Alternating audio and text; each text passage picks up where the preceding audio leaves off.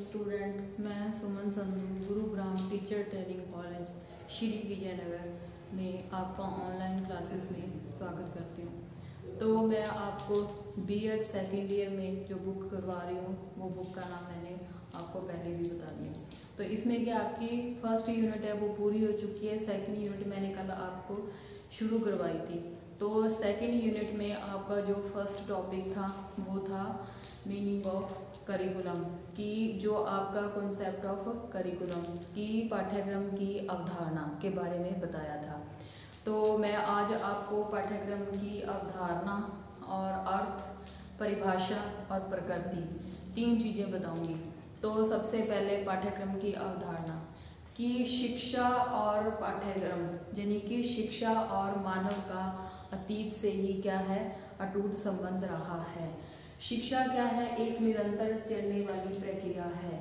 इसके अभाव में क्या है, व्यक्ति एक पशु की तरह माना जाता है। तो शिक्षा में निरंतर चलने वाली प्रक्रिया है, परिमार्जन है। इसमें क्या है, व्यक्ति हर समय क्या करता है, शिक्षा को ग्रहण करता है। लेकिन इसमें क्या होता है, शिक्षा ग्रहण करने के दो तरीके होते हैं, औपचारिक और अनौपचारिक। औपचारिक शिक्षा वह होती है जो कि हमारी विद्यालय संस्थाओं जो होती हैं वहाँ पे हम जो जाके शिक्षा ग्रहण करते हैं, उसमें जो पाठ्यक्रम होता है वो निश्चित होता है और कुछ निश्चित नियमों कानूनों के आधार पर हमें वहाँ के पे क्या होती है, शिक्षा दी जाती है।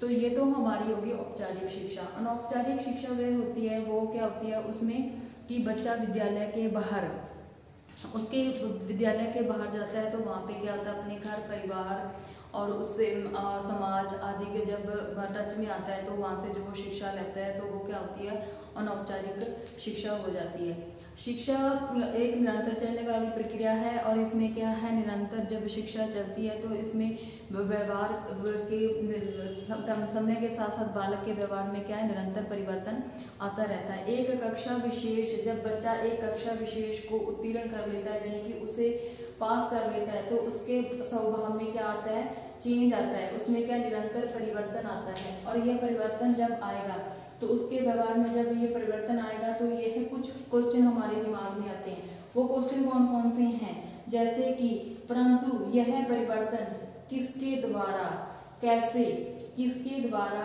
कैसे और कितना लाया जाए, और ये सब क्वेश्चन हमारे सामने के प्रश्न उठते हैं। और इन सब प्रश्नों का जो हमारा उत्तर है, साधन है, तो हम जैसे कि कक्षा विशेष पास किए बच्चे ने तो उसके व्यवहार में एक अभिष्ट परिवर्तन आता है। जैसे कि आप 10th पास करते हो, 10th करने के बाद क्या होता है, एक टाइम आता है कि जब आपको क्या अपना सब्जेक्ट चुनना होता है, आपको एक अपनी लाइन चुननी होती है कि आपको किस लाइन में जाना है। तो उस टाइम में एक क्वेश्चन आता है कि हमारे को आगे क्या करना है। तो इसके लिए जो परिवर्तन आएगा, परिवर्तन लाना है, तो उसमें जो हमारा इसका जो हमारा साधन है, सिलेबस है, जैसे कि अगर कोई आर्ट्स लेना चाहता है, साइंस लेना चाहता है, कॉमर्स लेना चाहता है तो उसका क्या होता है, एक सिलेबस, एक पाठ्यक्रम क्या होता है, निर्धारित होता है। तो ये परिवर्तन कब आता है, जब हम एक टाइम पर एक विशेष कक्षा उत्तीर्ण करने के बाद हमारे जो टाइम आता है उसके बाद ये क्वेश्चन उठता है। तो अब ये हो गया आपका इसकी करिकुलम की क्या होगी, अवधारणा होगी। अब जो है इसका अर्थ क्या है पाठ्यक्रम का, यानी कि आपके सिलेबस का अर्थ क्या है। करिकुलम किसे कहते हैं, करिकुलम एक अंग्रेजी भाषा के लैटिन शब्द से जुड़ा हुआ है जिसका अर्थ है दौड़ का मैदान। तो दौड़ का मैदान कैसे हो गया कि आपके पास जो सिलेबस है, ठीक है, तो वो आपका क्या हो गया, दौड़ का मैदान हो गया। उस दौड़ के मैदान में आपको क्या करना है, दौड़ना है। और आपको दौड़ाने वाला कौन है, आपका शिक्षार्थी यानी कि आपका शिक्षक। तो आप क्या करते हो, उस दौड़ के मैदान में शामिल होकर अपने शिक्षा के लक्ष्यों को क्या करते हो, प्राप्त करते हो। उस दौड़ में जब आप रेस लगाते हो तो दौड़ते हो तो अपने जो आपके लक्ष्य निश्चित निर्धारित किए जाते हैं शिक्षा के क्षेत्र में, वो उन क्या करते हो, उनको आप उस दौड़ के माध्यम से पूरा करते हो, लक्ष्यों को प्राप्त करते हो। तो ये तो आपका हो गया था करिकुलम का अर्थ। तो इसका संकुचित अर्थ यानी कि इसका करिकुलम का पाठ्यक्रम का संकुचित अर्थ में क्या होता है कि आपको एक कक्षा के लिए निश्चित आपका जो सिलेबस है वो निर्धारित कर दिया जाता है, जिसके अंदर क्या होता है, आपको केवल पुस्तकीय ज्ञान ही लेना होता है और आपको एक कक्षा विशेष को ही उत्तीर्ण करना होता है। लेकिन इसमें क्या होता है, जो आपको बांध दिया जाता है कि आपका ये सिलेबस है आपको इस सिलेबस को क्या होता है, एक रटने का हो जाता है कि आपको सिर्फ पुस्तकीय ज्ञान मिले और आप एक रटन भाव आप में पैदा हो जाता है। तो इसमें क्या होता है कि आपके सामने जो भी कठिनाइयां परिस्थितियां आती हैं बच्चे के सामने, वो क्या होता है आने वाले टाइम में उसके जीवन में, तो वो उनको क्या करता है, पूरा नहीं कर पाता। ये तो हो जाता है उसका छात्र का उसमें करिकुलम में संकुचित अर्थ। अब है व्यापक अर्थ। व्यापक अर्थ में क्या होता है कि आपको जो भी आपका सिलेबस होता है, जैसे बड़ी कक्षाओं में तो आपको वो सिलेबस क्या कर दिया जाता है, निश्चित निर्धारित कर दिया जाता है। और इससे व्यापक में आपके लिए जो होता है, व्यापक में क्या होता है, वर्तमान पाठ्यक्रम का स्वरूप है। इसमें केवल अध्ययन कोर्स या सीमित सिलेबस नहीं होता, ठीक है। इसमें क्या होता है कि आपका जो सिलेबस है उसमें के अंतर्गत अनुभवों का समावेश होता है, अनेक प्रकार के अनुभवों का समावेश होता है। साथ ही बालक के व्यक्तित्व का सर्वांगीण विकास होता है। बालक का क्या होता है, सर्वांगीण विकास होता है। और साथ ही व्यापक अर्थ में पाठ्यक्रम आयोजित कर दिया जाता है, जिससे कि अनुभव, उन सभी अनुभवों और क्रियाओं को शामिल किया जाता है जिससे कि समाज में उसका सर्वांगीण विकास में, बालक के समाज के सर्वांगीण विकास में सहायक हो सके। तो ये क्या आपका मैंने इसका करिकुलम का अर्थ बताया था। इसमें मैंने आपको इस करिकुलम का अर्थ व्यापक, संकुचित रूप में और व्यापक रूप में। तो अब जो मैं बता रही हूँ आगे आपकी जो है डेफिनेशन चलेगी, आपकी परिभाषा। तो परिभाषा में पहले राइटर हैं जो हैं उनका नाम है कनिंघम। पहली परिभाषा आपकी है किसकी, कनिंघम की। कनिंघम जी क्या कहते हैं, कनिंघम के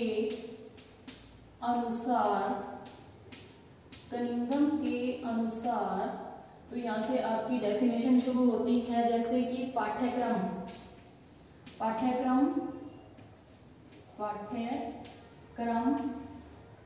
कलाकार। पाठ्यक्रम क्या है, कलाकार है। और कलाकार कौन है, उसमें आपका शिक्षक, ठीक है। कलाकार कौन है, आपका शिक्षक के हाथ में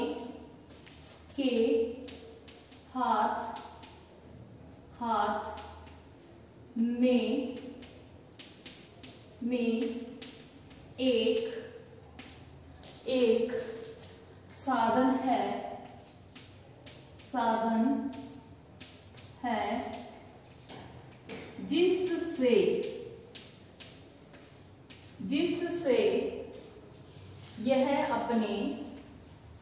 जिससे यह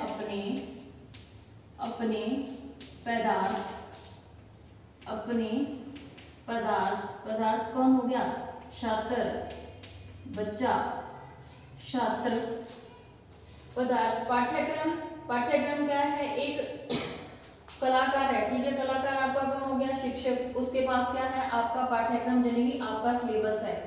तो उसमें जिससे यह अपने पदार्थ यानी शिक्षार्थी को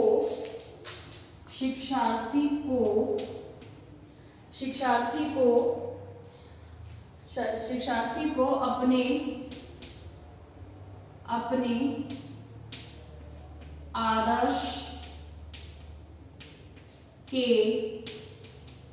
अनुसार, शिक्षार्थी को अपने आदर्श के अनुसार, आदर्श क्या हो गया उसका उद्देश्य, आदर्श है उसका उद्देश्य के अनुसार, आदर्श के अनुसार अपने कला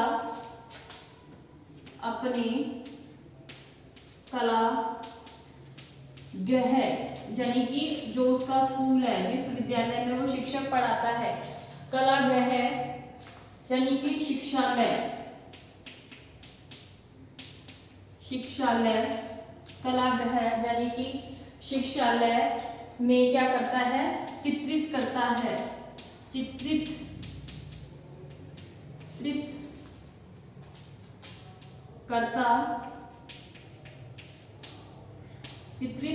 करता है। ये किसने कहा है, कनिंघम ने।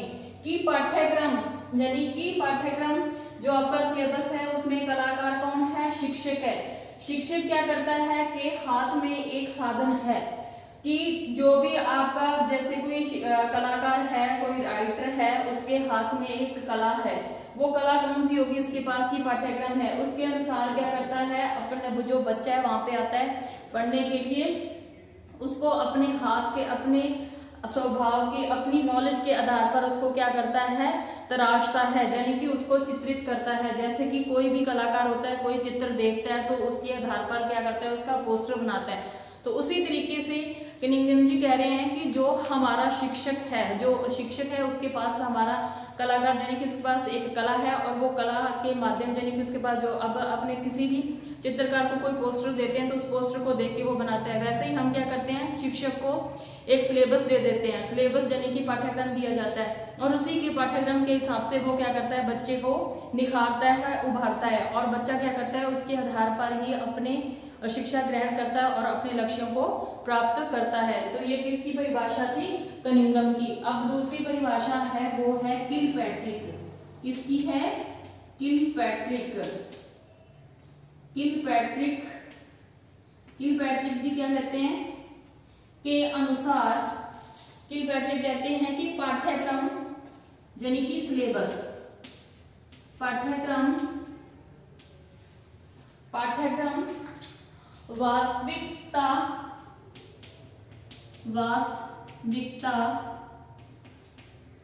पाठ्यक्रम क्या है, वास्तविकता का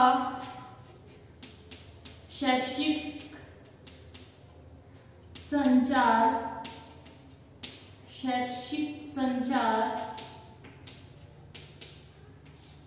क्या है, जो हमारा पाठ्यक्रम है वास्तविकता का शैक्षिक जीवन में संचार करता है। किलपैट्रिक जी कहते हैं कि जो पाठ्यक्रम है वो वास्तविकता का शैक्षिक जीवन में क्या करता है, संचार करता है, यानी कि शिक्षा के क्षेत्र में जो हमारा पाठ्यक्रम होते हैं उसी के आधार पर हम क्या करते हैं, बच्चे को पढ़ाते हैं। तो वो क्या हो गया, हमारा सिलेबस हो गया। तो तीसरी अभी परिभाषा है वो एक शिक्षा शास्त्री है, शिक्षा शास्त्री जी, वो कहते हैं कि जो हमारा कि जो कुछ पढ़ा लिखा जाता है, वो कहते हैं जो कुछ पढ़ा लिखा जाता, कि शिक्षा शास्त्री कहते हैं कि जो कुछ पढ़ा लिखा जाता है उसकी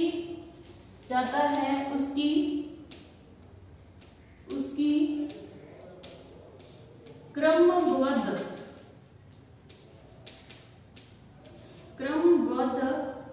जो कुछ पढ़ा लिखा जाता है उसकी क्रमबद्ध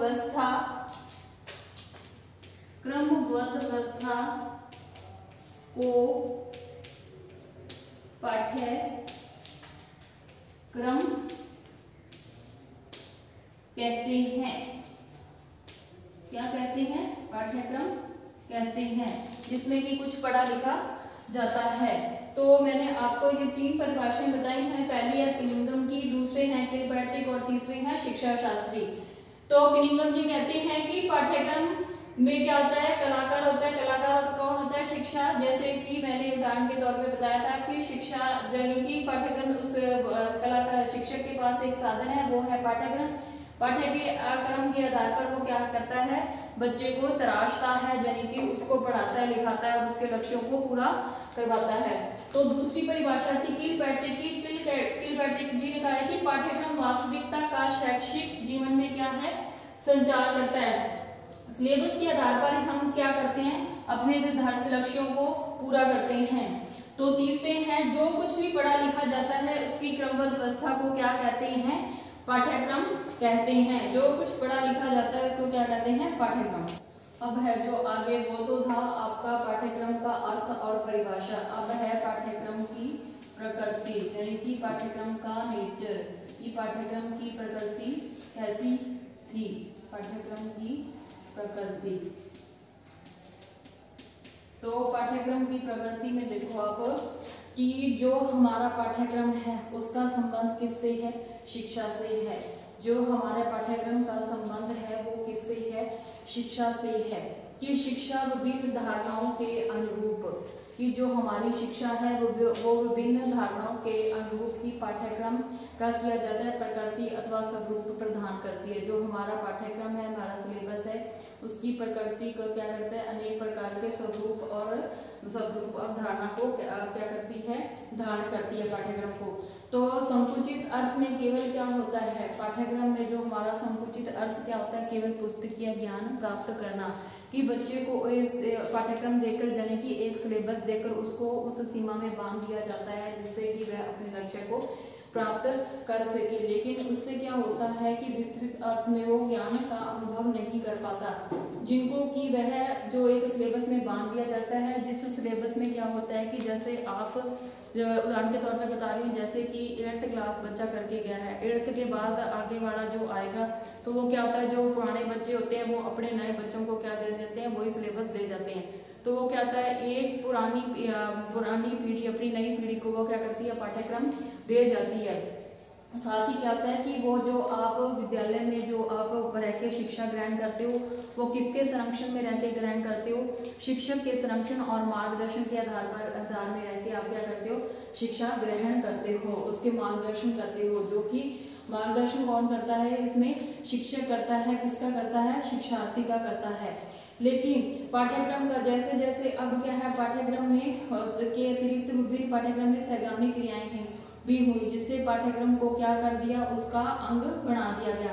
वर्तमान में पाठ्यक्रम से अभिप्राय उसके विस्तृत स्वरूप से है। प्राचीन काल में क्या होता था? प्राचीन काल में जो शिक्षा होती थी प्रकृति का स्वरूप है। जैसे कि प्राचीन काल में यानी कि आदिकाल में शिक्षा क्या होती थी? अनौपचारिक होती थी। तो अनौपचारिक शिक्षा में केवल क्या होता था कि बच्चा अपने गुरु के पास जाकर के क्या करता था? शिक्षा ग्रहण करता था, उसकी शरण में ही रह के क्या करता था? शिक्षा ग्रहण करता था। और वो शिक्षा किसके माध्यम से दी जाती थी? केवल वो उसमें केवल व्याख्यान होता था, व्याख्यान गुरुजी करते थे और बच्चा क्या उसको करता, अनुकरण करके और उनके उपदेश सुनकर ही शिक्षा को क्या करता था? ग्रहण करता था। लेकिन अब क्या हुआ? अब मनुष्य के पास क्या हुआ? जैसे जैसे सभ्यता का विकास हुआ उसके जीवन में अनेक प्रकार की जटिलताएं आती गई और उसके पास क्या हुआ?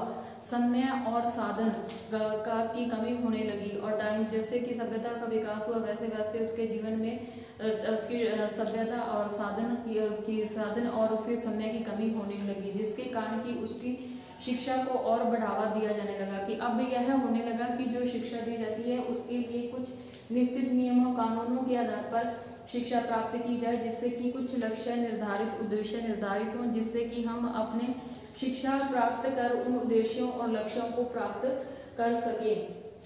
और इससे क्या होता है कि मनुष्य के जीवन में जटिलताएं, जिसके परिणाम स्वरूप क्या होता है? व्यक्ति के पास और समय और साधन के अभाव से उसकी शिक्षा क्या होनी? अपूर्ण होने लगी।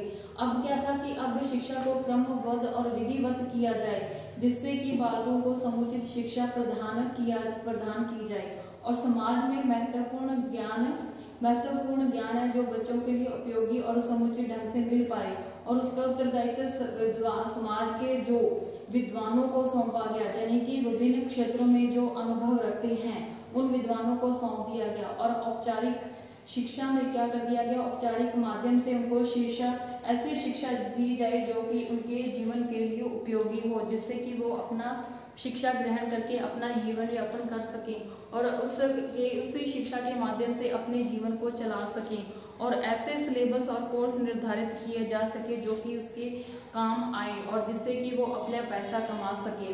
तो ये क्या होगी? आपकी शिक्षा की प्रकृति होगी। तो शिक्षा की प्रकृति ही आपके सिलेबस की प्रकृति होगी, यानी कि आपको जो भी सिलेबस एक निर्धारित निश्चित लक्ष्यों को प्राप्त करने के लिए, उद्देश्यों को प्राप्त करने के लिए जो सिलेबस निर्धारित किया जाता है उसी के आधार पर हम क्या करते हैं? शिक्षा ग्रहण करते हैं। और यह शिक्षा हमें कहाँ से?